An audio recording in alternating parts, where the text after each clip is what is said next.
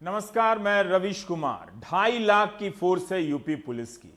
इस पुलिस में 2.5 लाख लोग काम करते हैं। इसके अलावा कई राज्यों की पुलिस भी सतर्क की गई थी, हरियाणा से लेकर दिल्ली तक। इसके बाद भी 8 पुलिसकर्मियों की हत्या करने वाला विकास दुबे पुलिस के हाथों नहीं पकड़ा गया। उज्जैन के महाकाल मंदिर की सुरक्षा में लगी एक प्राइवेट सिक्योरिटी एजेंसी SIS के गार्ड लखन यादव ने पहचाना और पकड़ा। 5 लाख की इनामी राशि का असली हकदार तो लखन यादव ही है। लेकिन इस शुरुआती वीडियो को देखिए जरा। विकास दुबे आराम से टहलता चला आ रहा है। विकास को मिलाकर इस फ्रेम में 7 लोग।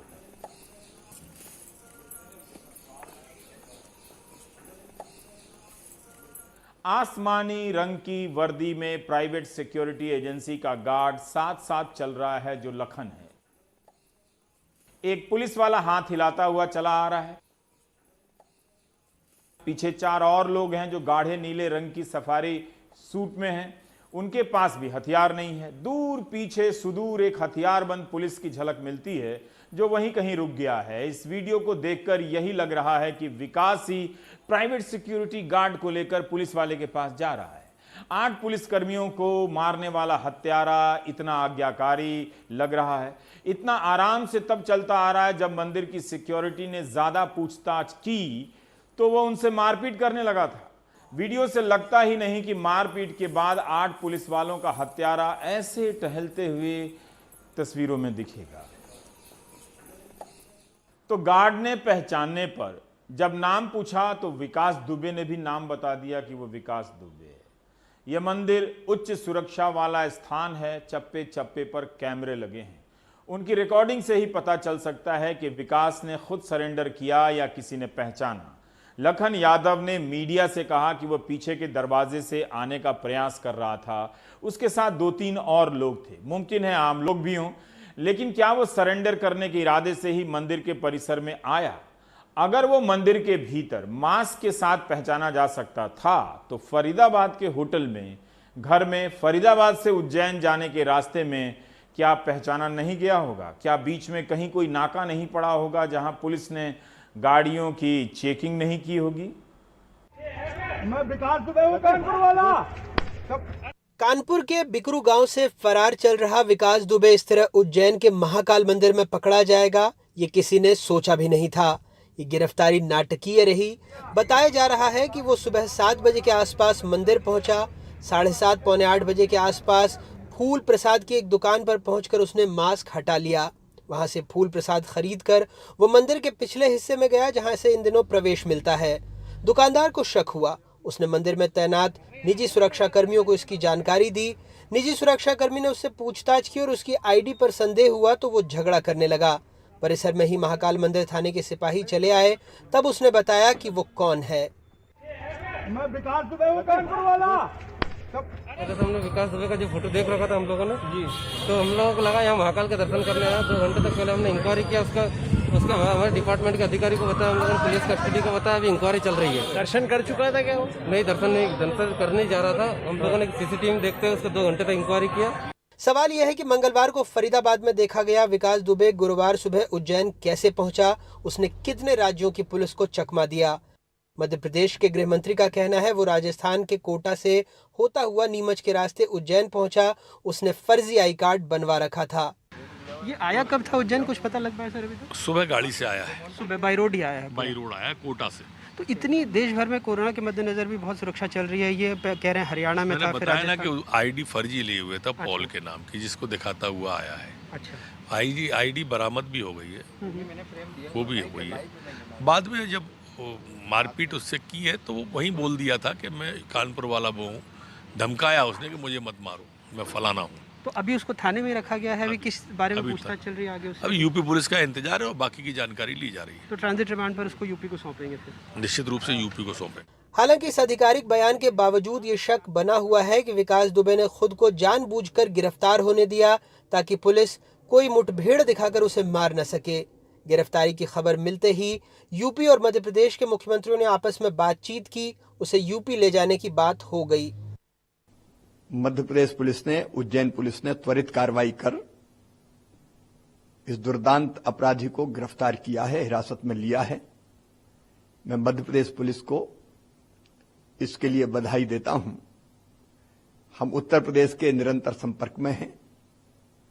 आगामी कार्रवाई के लिए इसको उत्तर प्रदेश पुलिस को सौंपा जाएगा और आज सवेरे से ही मैं उत्तर प्रदेश के माननीय मुख्यमंत्री योगी जी के संपर्क में हूं और दोनों राज्यों की पुलिस मिलकर कार्रवाई कर रही है।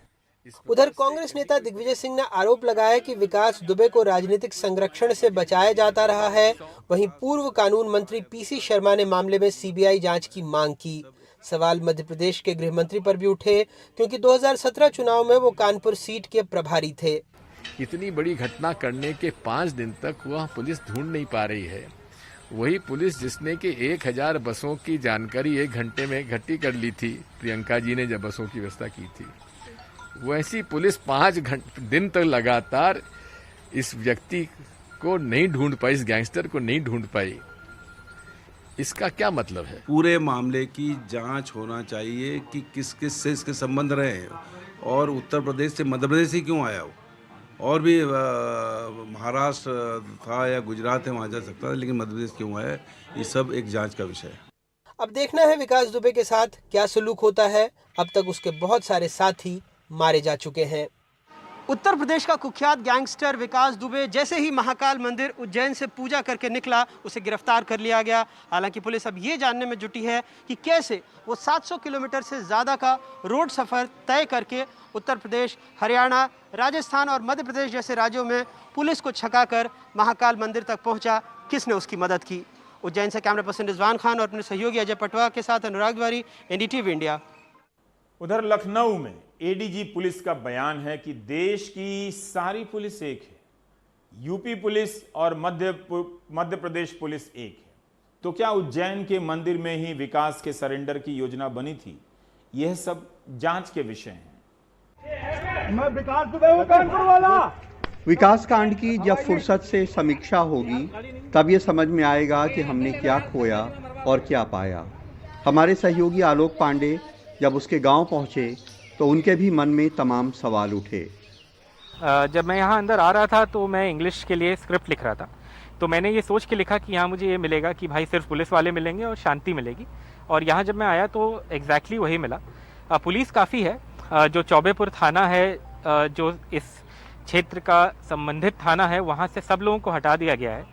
ये शायद पुलिस के इतिहास में, या कम से कम जब से मैं उत्तर प्रदेश में हूँ तब से पहली बार मैंने ऐसा कोई वाकया देखा है जब एक पूरे थाने को संदिग्धों के घेरे में रखा गया और सबको पुलिस लाइन भेज दिया गया हो। ऐसा क्या कर रहे थे दुबे? क्या संरक्षण था उनको यहाँ? क्या पॉलिटिकल मास्टर्स थे उनके कि पूरे थाने में किसी की हिम्मत नहीं थी कि उनके खिलाफ कुछ करे? जब हिम्मत जुटाई और यहाँ आए तो इस दरिंदे ने, इस गैंगस्टर ने 8 लोगों को मार दिया। खैर फिलहाल जैसा आप कह रहे थे, उसके अगले दिन पुलिस यहाँ आई, कुछ बुलडोजर्स भी आए, उन्होंने इसके घर को ध्वस्त कर दिया। आज तक हमें आधिकारिक तौर पे ये नहीं बताया गया है कि किसने इसको ध्वस्त किया। क्या ये पुलिस के बुलडोजर्स थे? लॉजिकली तो नहीं रहे होंगे, प्रशासन के रहने चाहिए। तो क्या ये प्रशासन के बुलडोजर्स थे? अगर प्रशासन के थे तो प्रशासन में किसने इनको भेजा? इनके घर को तोड़ के क्या मिला? ये शायद एक सवाल है। यूपी में 2.5 लाख की पुलिस फोर्स है। एसटीएफ में बेहतरीन अफसर रहे हैं जिन्होंने श्री प्रकाश शुक्ला से लेकर ददुआ और निर्भय गुर्जर जैसे देश के सबसे बड़े डाकुओं का सफाया किया है। 3 तारीख को जब से उन्हें विकास को पकड़ने की जिम्मेदारी मिली है तब से वे भी तमाम रातें जाग के गुजार चुके होंगे। सर बताया था कि मध्य प्रदेश में हो सकता है, इस तरह की कोई बात की सूचना हम लोगों को नहीं थी। फिर भी हम लोग अलर्ट थे। अब वो किन परिस्थितियों में और कैसे वहाँ गए हैं, ये सभी चीज़ें जब विवेचना होगी तो पता चलेगा। सर उसकी वाइफ और बाकी जो साथी हैं उनकी तलाश जारी है, क्या उसमें कुछ सुराग मिले हैं? इनके जितने भी अन्य साथी बचे हुए हैं जिन्होंने इस घटना को अंजाम दिया है, उनके विरुद्ध उत्तर प्रदेश पुलिस का सघन अभियान जारी रहेगा जब तक कि हम उनको गिरफ्तार नहीं कर लेते, जब तक को उनको हम कोर्ट में नहीं पेश कर देते और जब तक उनको हम सज़ा नहीं दिलाते। एमपी में विकास दुबे की यह गिरफ्तारी उत्तर प्रदेश पुलिस के लिए एक बड़ा झटका है कि 2.5 लाख की पुलिस फोर्स की ताकत जिस विकास दुबे को नहीं पकड़ सकी उसे मध्य प्रदेश के एक मंदिर के गार्ड ने पकड़ लिया। लेकिन विकास दुबे के इस प्रकरण से क्या सिस्टम में भी सुधार की कोई कोशिश होगी? कानपुर में अरुण अग्रवाल और लखनऊ में कैमरामैन राजेश गुप्ता के साथ कमाल खान, एनडीटीवी इंडिया।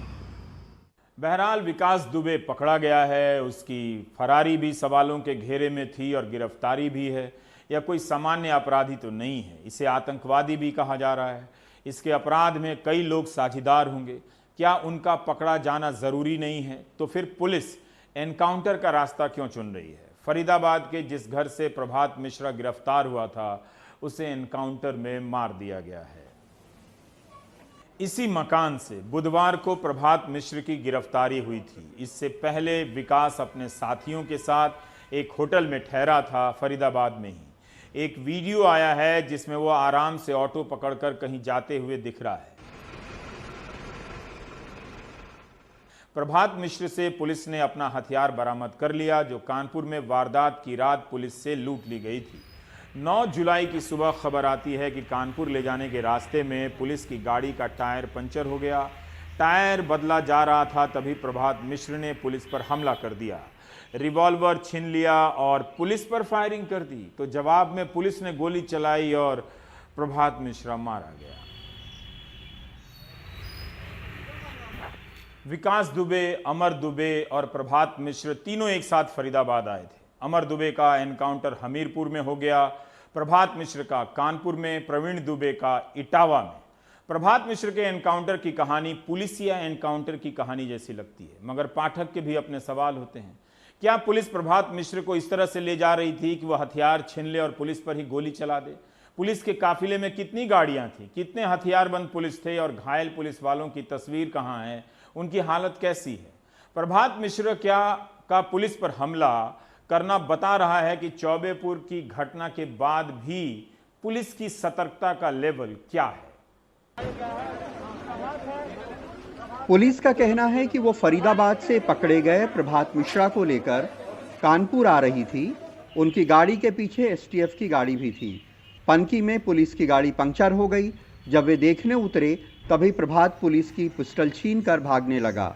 जवाबी कार्रवाई में मारा गया। हमारी एसटीएफ यूनिट और क्राइम ब्रांच कानपुर नगर के साथ साथ अन्य कुछ पुलिसकर्मी इसके साथ आ रहे थे और यहीं घटनास्थल के पास रहते हैं। उसने मौके का फायदा उठाकर पुलिस पर फायर किया। जवाबी फायर में जिस प्रभात को कल फरीदाबाद से गिरफ्तार किया गया था उसका आज कानपुर में एनकाउंटर हो गया। तो सर फायर में जाते हैं, आज पुलिस टीम में जाते हैं, उसको मार गिराया है। प्रभात पर 25,000 का इनाम था और अभी कुछ दिन पहले ही फरीदाबाद पुलिस ने जाते हैं उसको गिरफ्तार किया था। सर पनकी की मुठभेड़ में क्या कुछ पुलिसकर्मियों को गोली लगने की? हाँ, 2 हमारे एसटीएफ के जो है जांबाज हमारे जो है जांबाज उनको जो है घायल हुए हैं। अभी मैं उनको देखने भी जा रहा हूँ और उसके साथ साथ जो है अपना जो है हमारी जो टीम में और लोगों ने भी जाते हैं जोखिम उठाते हुए जाते हैं और कार्रवाई की है। विकास का एक और साथी बउआ दुबे इटावा में हुए एनकाउंटर में मारा गया। पुलिस का कहना है कि वो अपने 3 साथियों के साथ किसी की कार लूटकर भागा था। पुलिस ने जब पीछा किया तो उसने पुलिस पे गोली चलाई। जवाबी फायरिंग में वो घायल हो गया। अस्पताल इलाज के लिए ले जाया गया तो डॉक्टरों ने बताया कि वो मर चुका है। आज सुबह 3 बजे पर थाना बकेवड़ से अपने साथियों के साथ एक व्यक्ति एक स्विफ्ट डिज़ायर गाड़ी को लूट कर भाग रहा था। उसको जब इंटरसेप्ट किया गया थाना सिविल लाइंस अंतर्गत कचौरा रोड पर, तो पुलिस पर उसने फायरिंग कर दी और जवाबी फायरिंग में उस व्यक्ति को काफ़ी सीरियस इंजरीज आई और अस्पताल में उसको डिक्लेयर डेड कर दिया गया है। और उसके पास से एक पिस्टल और एक DBBL गन भी बरामद हुई है। कानपुर में 2 और 3 तारीख की रात में 8 पुलिस वालों की हत्या के बाद विकास और उसके मामा के 3 घर ढहा दिए गए थे। बड़े पैमाने पे जगह जगह दबिश दी गई और 5 लोग प्रेम प्रकाश, अतुल दुबे, अमर दुबे, प्रभात मिश्रा और बउआ दुबे एनकाउंटर में मारे गए।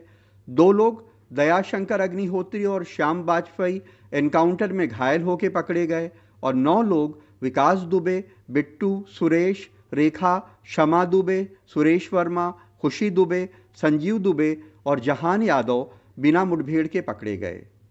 अगर विकास दुबे को विकास दुबे बनने से रोक दिया गया होता तो ये सब नहीं होता। विकास दुबे ने जब राज्य मंत्री के थाने में हत्या की और 30 पुलिस वाले गवाही से मुकर गए, अगर उनसे गवाही दिलवा दी गई होती तो उसको सज़ा हो जाती, तो ना आज ये पुलिस वाले मारे जाते और ना ही ऐसे एनकाउंटर की ज़रूरत होती। भूतकाल से बहुत सबक लेने की ज़रूरत है।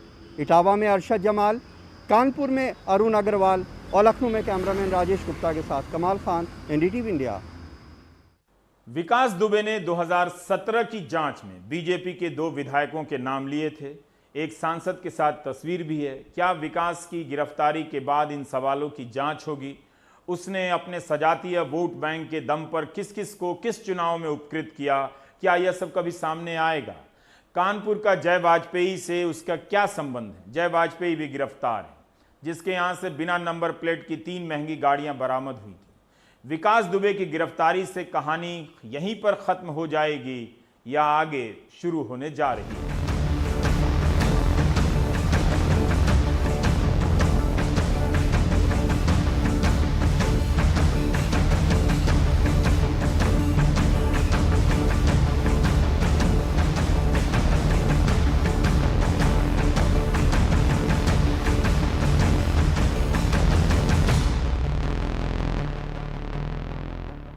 अब जरा वेंटिलेटर की बात करते हैं। हम सब की जिंदगी ज्यादा वहां जुड़ी हुई है।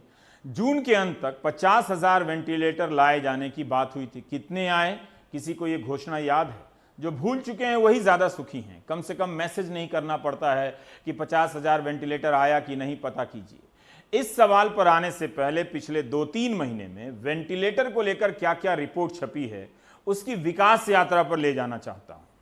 मई के महीने में अहमदाबाद मिरर और दिव्य भास्कर ने अहमदाबाद सिविल अस्पताल में नकली वेंटिलेटर लगा दिए जाने पर विस्तृत रिपोर्ट की थी। Fake ventilator. 18 मई को अहमदाबाद मिरर के आलोक ब्रह्मभट्ट और ब्रेंडन डाबी ने अपनी रिपोर्ट में नकली वेंटिलेटर शब्द का इस्तेमाल किया। 4 अप्रैल को मुख्यमंत्री रूपाणी सिविल अस्पताल गए थे इसी का उद्घाटन करने। पता चला कि राजकोट की जिस कंपनी ने वेंटिलेटर दान में दिया था वो वेंटिलेटर ही नहीं है। एक वरिष्ठ अफसर ने इस रिपोर्ट में नाम ना बताने की शर्त पर कहा था कि एक वेंटिलेटर नहीं है, ये एम्बू बैग है, इसे ऑक्सीजन दे सकते हैं इससे, मगर ये ऑक्सीजन देने वाली हर चीज वेंटिलेटर नहीं होती है। इस रिपोर्ट में एक अधिकारी ने अज्ञात रूप से बयान दिया है कि इसे वेंटिलेटर बताना एक क्रिमिनल काम है। विपक्ष ने मांग की थी कि अहमदाबाद सिविल अस्पताल में जितनी भी मौतें हुई हैं उनकी जांच हो कि कौन कौन राजकोट वाली कंपनी के दिए गए वेंटिलेटर पर रखे गए थे। कई सारे सवाल उठे मगर जो जवाब मिला वो सिर्फ जवाब के जैसा ही था, जवाब नहीं था। इन दिनों सब नॉर्मल है। फेक वेंटिलेटर की ये स्टोरी अब शांत हो चुकी है, लेकिन मुंबई में वेंटिलेटर की दूसरी कहानी चली आई है। यह रिपोर्ट कैसे मुंबई मिरर में पहली बार छपती है और हफिंगटन पोस्ट में जाकर विकसित होती है और राजनीतिक विवाद का रूप लेती है, इसकी यात्रा दिलचस्प है।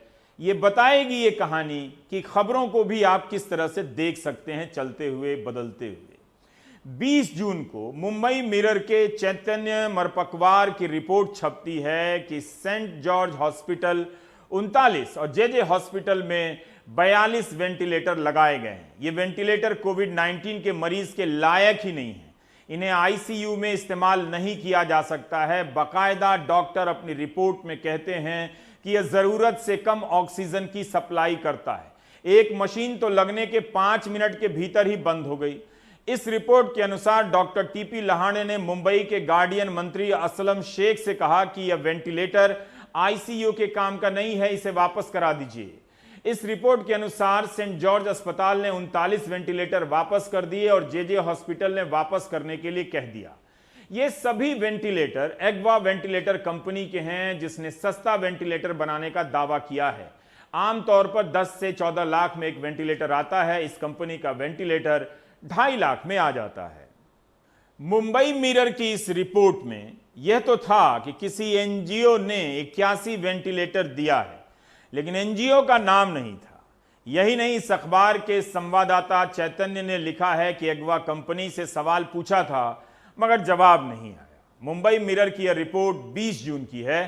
तारीख याद रखिए, क्योंकि अब इस स्टोरी को हफिंगटन पोस्ट के समर्थ बंसल और अमन सेठी विस्तार दे रहे हैं।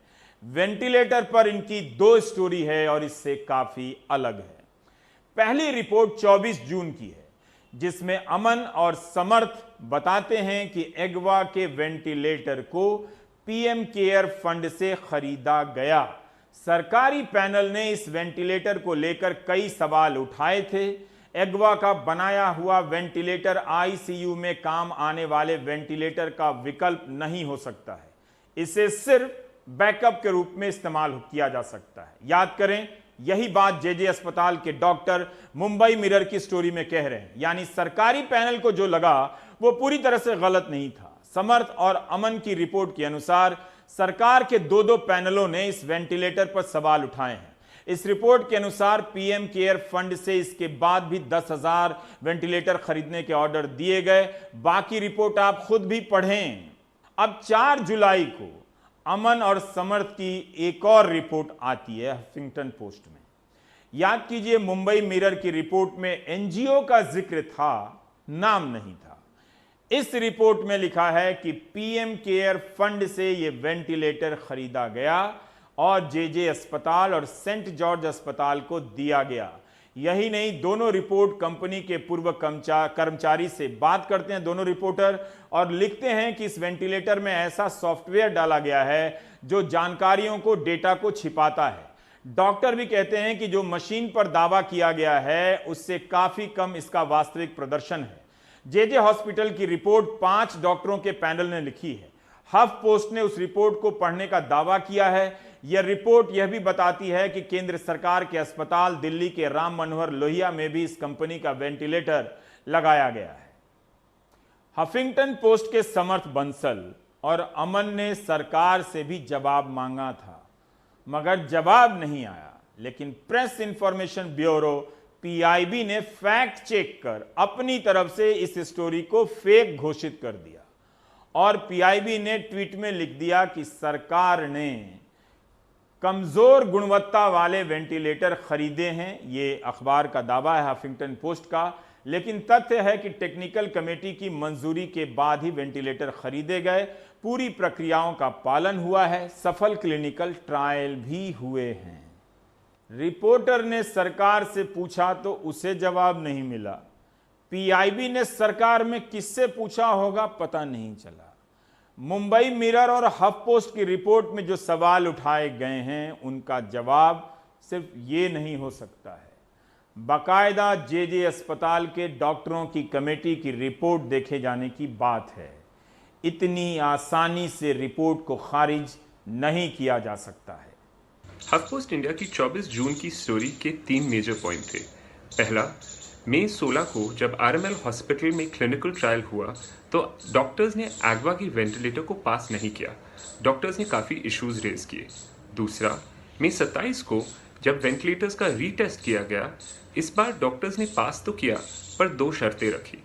एगवा के ventilator tertiary care ICU ventilators यानी हाई एंड वेंटिलेटर्स के सब्सटीट्यूट्स नहीं थे और एगवा वेंटिलेटर्स उन हॉस्पिटल्स में इस्तेमाल किए जाए जहां ऑलरेडी बैकअप वेंटिलेटर की फैसिलिटी हो।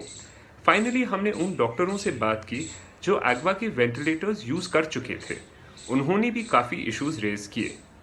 पीआईबी फैक्ट चेक ने इन पॉइंट्स को एड्रेस नहीं किया।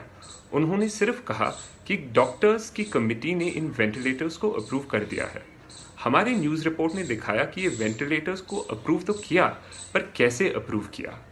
तो आपने देखा कि 20 जून से 4 जुलाई के बीच मुंबई मिरर और हफ पोस्ट में वेंटिलेटर की रिपोर्ट कैसे विकसित होती है। लेकिन तभी राहुल गांधी हफ पोस्ट की रिपोर्ट को ट्वीट कर देते हैं और वहां से ये हल्का राजनीतिक रंग लेता है, वो भी थोड़ी देर के लिए, क्योंकि राहुल गांधी पर हमला कई विषयों को लेकर हो सकता है, होता रहता है। हैरानी की बात है कि वेंटिलेटर को लेकर उन पर हमला कंपनी की तरफ से हुआ कि राहुल गांधी भारत की कंपनियों को हतोत्साहित कर रहे हैं। इस तरह से इस सवाल को छोड़ दिया गया, जबकि वेंटिलेटर को लेकर उठाए गए सवाल वास्तविक थे। इतने भी गैर जरूरी नहीं थे कि ट्विटर के सवाल जवाब में निपटा दिए जाएं। गुजरात में सवाल उठा था कि क्या नकली वेंटिलेटर के कारण किसी की जान गई है। मुंबई में उठा कि यह वेंटिलेटर आईसीयू के लायक नहीं है। दोनों अलग अलग कंपनियों के हैं बेशक। अब आते हैं उस सवाल पर कि जून के अंत तक 50,000 वेंटिलेटर लाने का ऐलान हुआ था, आया क्या? अरविंद गुणाशेखर जो हमारे सहयोगी हैं, उनकी रिपोर्ट देखिए। राहुल गांधी जी को शायद ये बात पता नहीं होगी क्योंकि वो डॉक्टर तो है नहीं, तो उन्होंने उसे रीट्वीट कर दिया, बट इस बात को वेरीफाई नहीं किया। जो भी उन्होंने मुझ पे आरोप लगाए हैं, हमारी कंपनी पे आरोप लगाए हैं, उसके बारे में उनको पहले समझना चाहिए था, क्योंकि देखिए वेंटिलेटर एक बहुत ही टेक्निकल इशू है। ये हैं एग्वा हेल्थ केयर वेंटिलेटर्स के प्रमुख दिवाकर वैश्य। उन्होंने कांग्रेस नेता राहुल गांधी के उस ट्वीट का जवाब दिया जिसमें हफिंगटन पोस्ट की एक स्टोरी का हवाला दिया गया था। स्टोरी में एग्वा हेल्थ केयर के वेंटिलेटर्स पर सवाल उठाया गया। राहुल ने लिखा कि पीएम केयर्स फंड में अपारदर्शिता भारतीयों की जान को जोखिम में डाल रही है और इसमें जनता के पैसे से खराब उपकरण खरीदे जा रहे हैं। दिल्ली स्थित एग्वा हेल्थ केयर उन कंपनियों में से एक है जिन्हें मोदी सरकार ने पीएम केयर्स फंड के इस्तेमाल से वेंटिलेटर का ऑर्डर दिया है।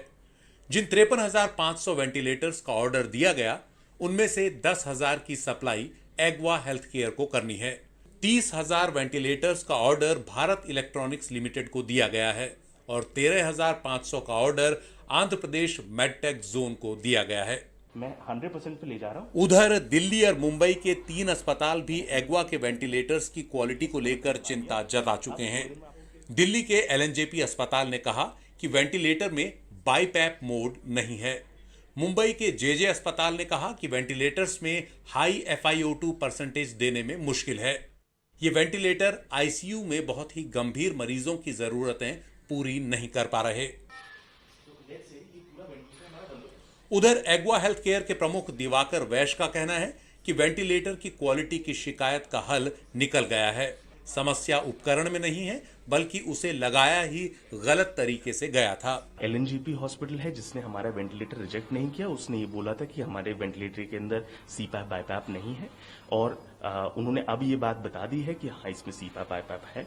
दिल्ली में और कोई हॉस्पिटल नहीं है जो कि इस बात को रिजेक्ट कर रहा है। जहां तक हम मुंबई की बात करें तो मुंबई के अंदर जिस हॉस्पिटल में हम बात कर रहे हैं, जेजे हॉस्पिटल और सेंट जॉर्ज हॉस्पिटल जिसका नाम सबसे ज्यादा आ रहा है, उन्होंने एक थर्ड पार्टी के थ्रू इसका इंस्टॉलेशन कराया जो कि हमारे साथ अफिलिएटेड नहीं थे। उन्होंने इसे सही से इंस्टॉल नहीं किया, सही से बताया नहीं, तो डॉक्टर यूज नहीं कर पाए एंड उसके अंदर लिखा भाई 5 मिनट के अंदर आपका वेंटिलेटर फेल हो गया। उधर सरकार ने इस बात से इनकार किया है कि क्वालिटी से जुड़े सवालों की वजह से वेंटिलेटर्स की कमी हो रही है। सरकार के मुताबिक देश भर में सिर्फ 2000 कोरोना के मरीज ही वेंटिलेटर पर हैं और राज्य सरकारों की ओर से उसे अभी तक कोई शिकायत नहीं मिली है। वैसे आंकड़े बता रहे हैं कि सरकार वेंटिलेटर की सप्लाई के लिए अपनी ही तय की हुई डेडलाइन से काफी पीछे है। 53,500 वेंटिलेटर्स का ऑर्डर दिया गया और अभी तक उसका सिर्फ 14% यानी 7,568 वेंटिलेटर ही राज्यों को सप्लाई किए जा सके हैं और 13,500 वेंटिलेटर पहुंचने वाले हैं।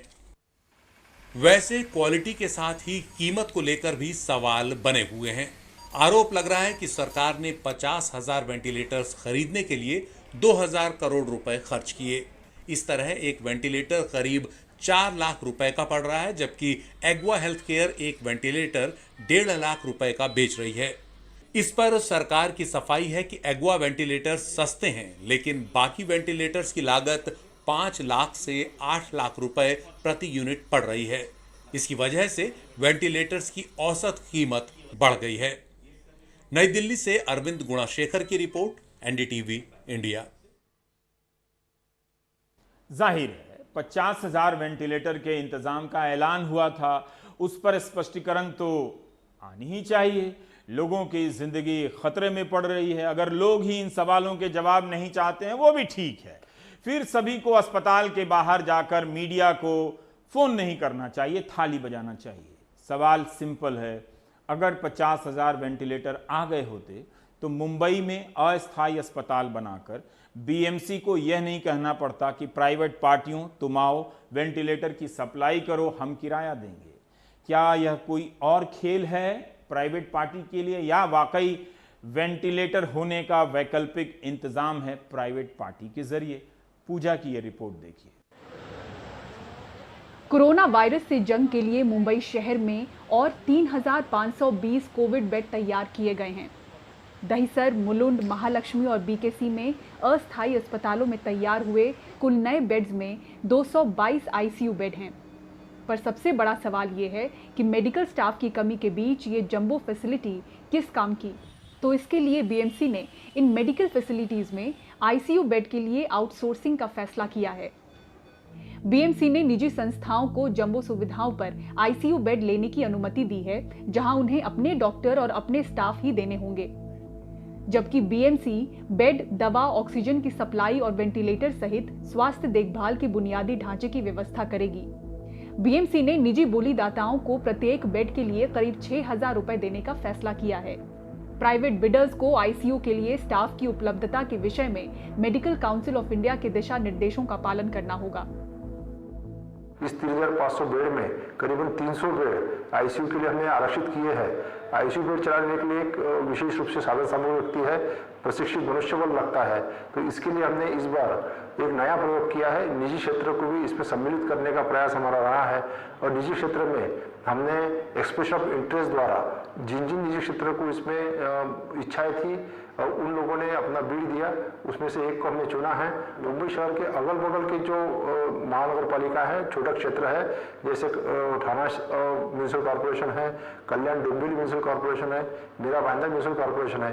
इस म्यूनिसिपल कॉर्पोरेशन का एक एमएमआर रीजन जो बोला जाता है, एमएमआर रीजन के पेशेंट्स की भी सुविधा यहाँ पे हम कर सकेंगे।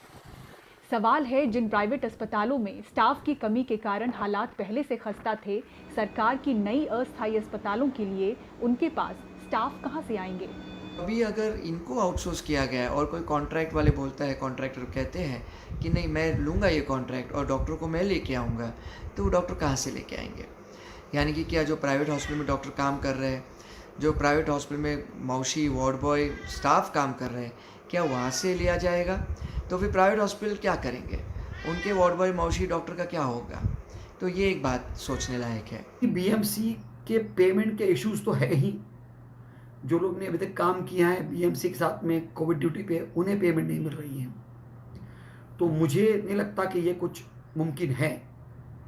देखें, अगर आईसीयू बनाया तो स्टाफ लेना बहुत ज़रूरी है, स्टाफ के बगैर कुछ काम का नहीं। लेकिन फिर मैं दोबारा कहूँगा कि patient outcome depends purely and completely on the quality of staff in the ICU. 7 जुलाई को आई बीएमसी की इस रिपोर्ट में खाली पड़े कोविड केयर सेंटर्स की पूरी जानकारी है।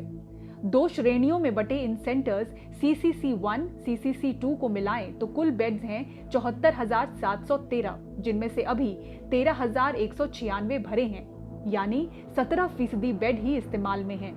ऐसे में खड़ी हो रही नई फैसिलिटीज पर विपक्ष को सवाल उठाने का मौका मिला है। मुंबई से पूजा भारद्वाज की रिपोर्ट, एनडीटीवी इंडिया के लिए। ब्रेक के बाद हम कोविड-19 से जुड़ी कुछ और खबरों पर बात करेंगे।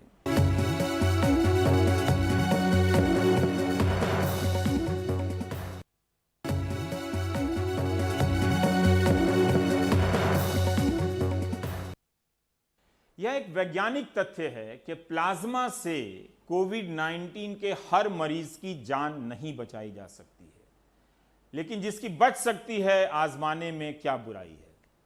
इसलिए दिल्ली में पहले ट्रायल की अनुमति दी गई, फिर उसे गैर कानूनी घोषित किया गया बाकायदा, और अब फिर से प्लाज्मा को अनुमति दे दी गई है। पर समस्या है प्लाज्मा मिलने की। दिल्ली सरकार ने प्लाज्मा बैंक की स्थापना की है। सरकार बहुत कैंपेन भी कर रही है कि लोग आएं और प्लाज्मा दें। प्लाज्मा मांगने वालों की संख्या बढ़ रही है, देने वालों की संख्या कम है। हालांकि कई लोग हैं जो शानदार तरीके से आगे आकर प्लाज्मा दे रहे हैं, मगर जितनी की जरूरत है उतनी संख्या अभी पूरी नहीं हो रही है। लेकिन दिल्ली सरकार ने एक नया आदेश जारी कर दिया है कि अस्पताल को कागजात के साथ और प्लाज्मा डोनर के साथ प्लाज्मा बैंक में भेजना पड़ेगा, तब प्लाज्मा मिलेगा। यानी एक प्लाज्मा लेने के लिए बैंक से आपको एक और डोनर खोजना पड़ेगा। तो कहीं ये सारी परेशानी उस मरीज के रिश्तेदार पर ना आ जाए जो वैसे ही बेचैन है, परेशान है, प्लाज्मा डोनर की तलाश में। शरद की ये रिपोर्ट देखिए। फरीदाबाद के नागपाल परिवार में जून महीने में तब भूचाल सा आ गया जब परिवार के 6 सदस्य कोरोना पॉजिटिव हो गए और केवल 5 दिन के भीतर परिवार के मुखिया पृथ्वीराज नागपाल और उनकी पत्नी कौशल नागपाल दुनिया से विदा हो गए। बेबसी और लाचारी की इंतहा देखिए।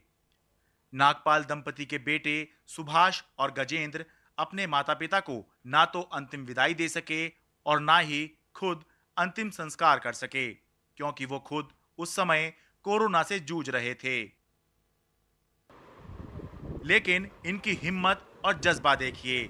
सुभाष नागपाल ने अपने जन्मदिन पर लोगों की जान बचाने के लिए प्लाज्मा बैंक में प्लाज्मा डोनेट किया।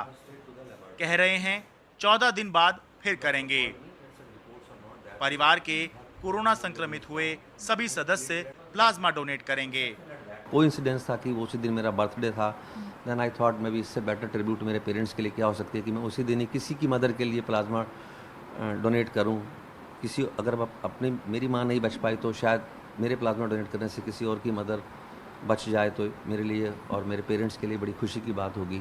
मैं उस डिफ़िकल्टी को अंडरस्टैंड कर रहा था जब ए बी ग्रुप का प्लाज्मा नहीं मिल पा रहा था तो हमें बहुत स्ट्रगल करनी पड़ी। तो ये आपकी मदर ए बी पॉजिटिव? मेरी मदर भी ए बी पॉजिटिव थी। तो ये जो से मुझे डॉक्टर्स ने बताया कि ये ए बी ग्रुप वाली जो ये कैटेगरी है इस ग्रुप में प्लाज्मा डोनेशन की, ये it is less than even 10%। तो उसके चलते हुए we face lot of problem. So क्योंकि मैं भी पॉजिटिव था, so I thought may be I should be the first person to immediately go and offer my plasma to somebody. अब जरा दक्षिण दिल्ली के ILBS अस्पताल में बने प्लाज्मा बैंक में चलते हैं। थर्माकोल के डिब्बे हाथ में लिए ये लोग कोरोना मरीजों के तीमारदार या रिश्तेदार हैं और इन डिब्बों में कोरोना मरीजों की जान बचाने की उम्मीद देने वाला प्लाज्मा है। दिल्ली प्लाज्मा बैंक का ये वो हिस्सा है जहां मरीजों के तीमारदार, रिश्तेदार और दोस्त प्लाज्मा मांगने पहुंचते हैं। इसलिए यहां काफी गहमा गहमी दिख रही है। शेखर अग्रवाल के दोस्त के बड़े भाई को प्लाज्मा की जरूरत थी। मंगलवार सुबह 11 बजे जरूरी कागजात के साथ प्लाज्मा मांगने प्लाज्मा बैंक पहुंचे तो बताया गया कि प्लाज्मा डोनर लाएंगे तभी आपको बैंक प्लाज्मा देगा। किसी तरह वो खुद प्लाज्मा डोनर ढूंढ कर लाए, तब जाकर बुधवार शाम 7 बजे उन्हें प्लाज्मा मिल पाया। तो आप ढूंढ के लाए या अस्पताल ने ढूंढा है? सर लिंक के थ्रू सर रेफरेंस से मिले गए। अच्छा। प्लाज्मा डोनर बता रहे हैं कि उनको इलाज करने वाले अस्पताल ने नहीं बल्कि मरीज के रिश्तेदारों ने उनके जानने वालों के जरिए संपर्क किया तो वो रिप्लेसमेंट डोनर बने। आज सुबह लगभग 9:30 बजे MLA दिलीप पांडे जी का फ़ोन आया मेरे पास कि किसी को प्लाज्मा की ज़रूरत है, क्या आप देंगे? तो मैंने कहा हाँ बिल्कुल देंगे। दिल्ली सरकार ने आदेश दिया है कि प्लाज्मा मांगने वाले अस्पताल जरूरी कागजात के साथ स्वैच्छिक या रिप्लेसमेंट प्लाज्मा डोनर भी भेजें ताकि प्लाज्मा बैंक में प्लाज्मा की उपलब्धता बनी रहे। यानी प्लाज्मा बैंक से प्लाज्मा तभी मिलेगा जब एक प्लाज्मा डोनर साथ लाएंगे। हम वॉलंटरी डोनर्स भी काफ़ी सारे कॉल अप कर रहे हैं, तो रोज के हमारे करीबन आधे डोनर्स वॉलंटरी होते हैं और आधे रिप्लेसमेंट होते हैं। रिप्लेसमेंट डोनर्स वो होते हैं जो हॉस्पिटल्स हैं जहाँ से रिक्वेस्ट आती है, उस हॉस्पिटल से रिक्वेस्ट है कि वो अपने जो डिस्चार्ज पेशेंट्स हैं उनको काउंसिल करके और डोनेट करने के लिए भेजें ILBS। जैसे हॉस्पिटल आपसे प्लाज्मा मांगता है तो क्या आप उनको मैंडेटरी किया है कि आप साथ में एक डोनर भेजिए तभी आपको जो है यहाँ से प्लाज्मा मिलेगा? हाँ, अभी के लिए तो यही है क्योंकि हमारे पास नहीं तो कोई स्टॉक नहीं होता प्लाज्मा का, तो हम रिक्वेस्ट करते हैं हॉस्पिटल से कि आप डोनर जरूर भेजिए। अच्छा। हाँ। आप डोनर भेजिए और जो आप प्लाज्मा चाहेंगे फिर आपको मिल जाएगा। ग्रुप का चाहेंगे मिल जाएगा, ग्रुप की कोई स्पेसिफिसिटी नहीं, किसी भी ग्रुप का भेज दीजिए। प्लाज्मा बैंक को चलाने वाले अस्पताल के निदेशक डॉक्टर SK सरीन चिंतित हैं कि जितनी बड़ी संख्या में लोग ठीक हो चुके हैं, इतनी बड़ी संख्या में प्लाज्मा डोनेशन नहीं हो रहा।